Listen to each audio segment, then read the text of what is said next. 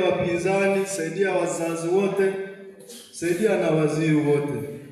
Mungu, tunajua leo wanaenda kutusaidia kwa tatizo zetu.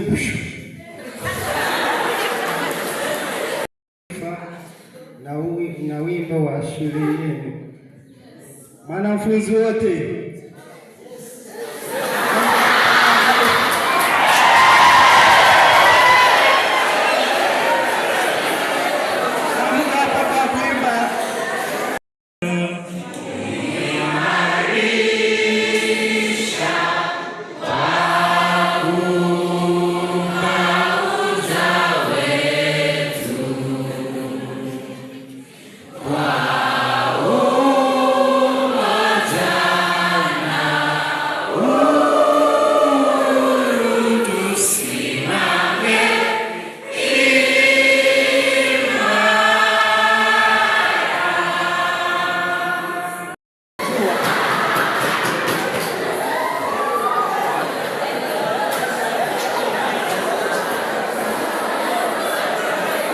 Shikamoo.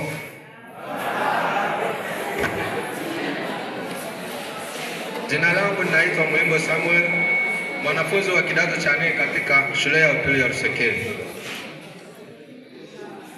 Mheshimiwa Irene. Ndio. Sema ndio. Mheshimiwa Irene. Kwanza, napinga hoja zilizotolewa na mzungumzaji wa kwanza.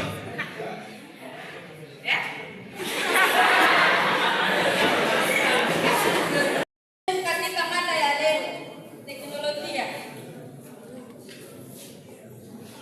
matumizi ya sayansi na mafumbo ya siasa kama kompyuta, intaneti, simu za janja. Hizi ni athari chanya au hasi katika teknolojia. Hizi ni athari katika teknolojia zinajumuisha kupoteza mada wanafunzi wa shule za sekondari, vijana waliko katika kiwango cha elimu ya kati. Inayasema teknolojia imeleta madhara. Hizi ni hoja zangu. Teknolojia imeleta kupoteza muda kwa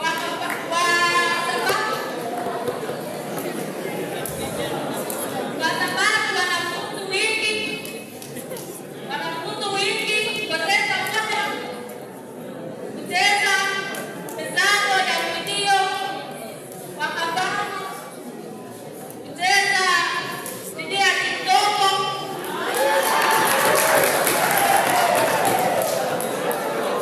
Teknolojia imeleta msahau kwa wanafunzi kwa sababu wanafunzi kuongana elimu, kwa sababu elimu ya TikTok, elimu ya uhuru.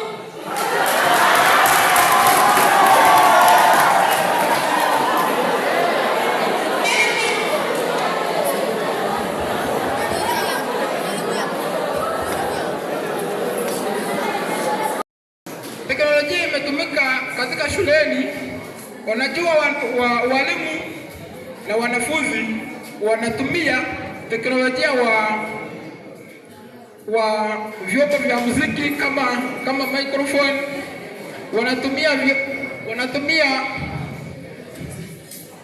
vitu kama this one,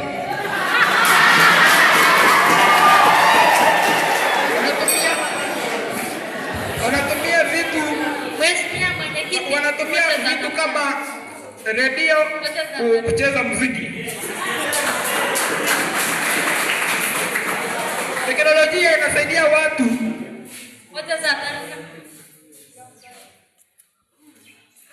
Mheshimiwa Majini.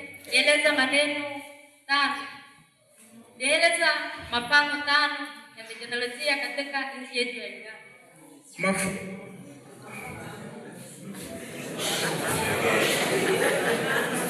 Ongeza sauti yako.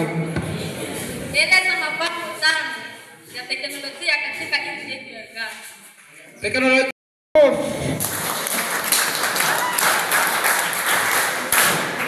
Asante sana kwa kunilazimisha masikio yenu. Kabla ya kutangaza matokeo ya mdahalo huu, ningetaka kuwaarifu wanafunzi sasa tunafundisha lugha ya Kiswahili. Irene ameweza kuzungumza vizuri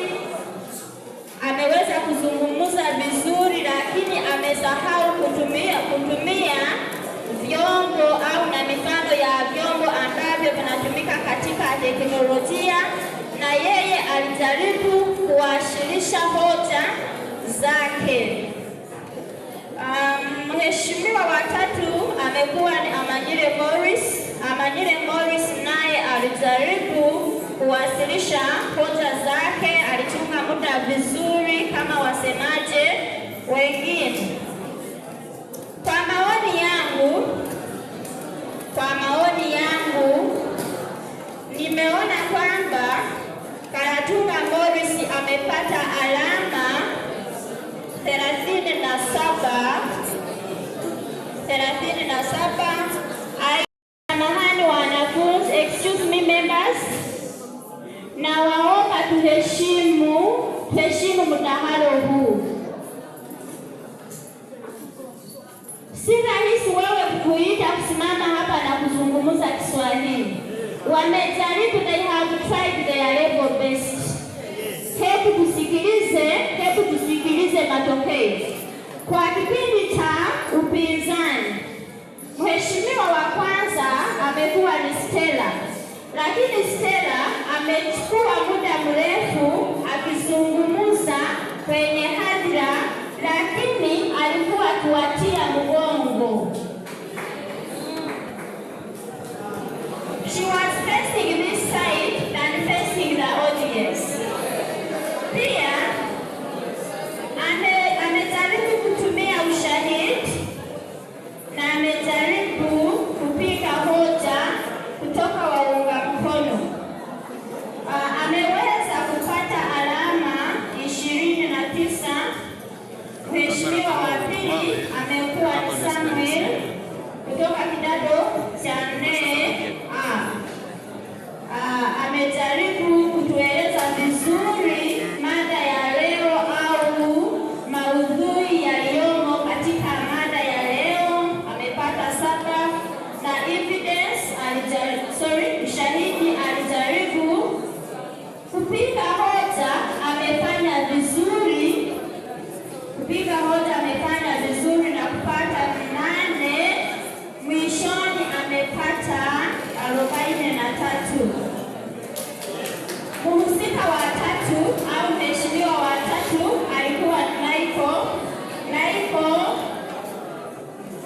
Michael, sijui kwamba hakufanya udurusu kwa sababu kwa maoni yangu hakueleza vizuri maana ya leo.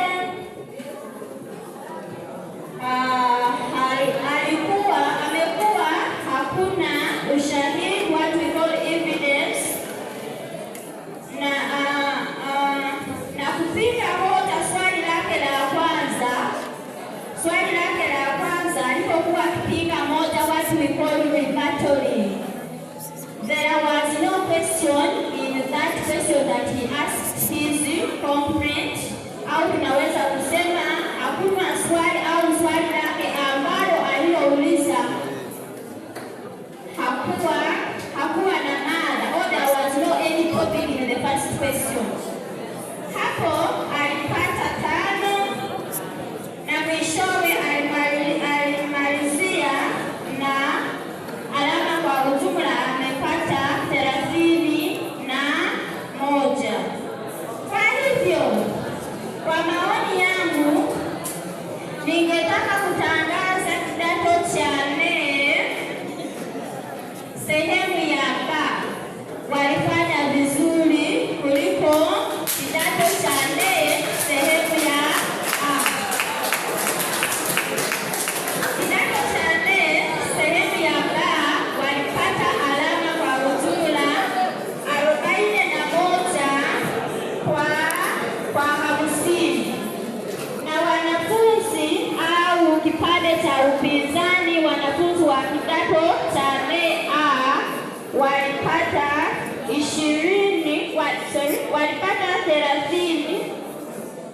35 kwa 50. Asante sana kwa kufanya vizuri. Ningetaka kuomba wanafunzi wote kwenye hadhira bila kutumia klasi, bila kidato chochote, kutoka kidato cha kwanza hadi kidato cha 6. Ukiwa unajua kwamba una hamu ya kufika hapa na kujiunga na mdahalo, tutakuwa na karatasi za kuandika wanafunzi hao ambao wanataka kujaribu katika midahalo. Asante sana kwa kunilazimisha masikio yenu.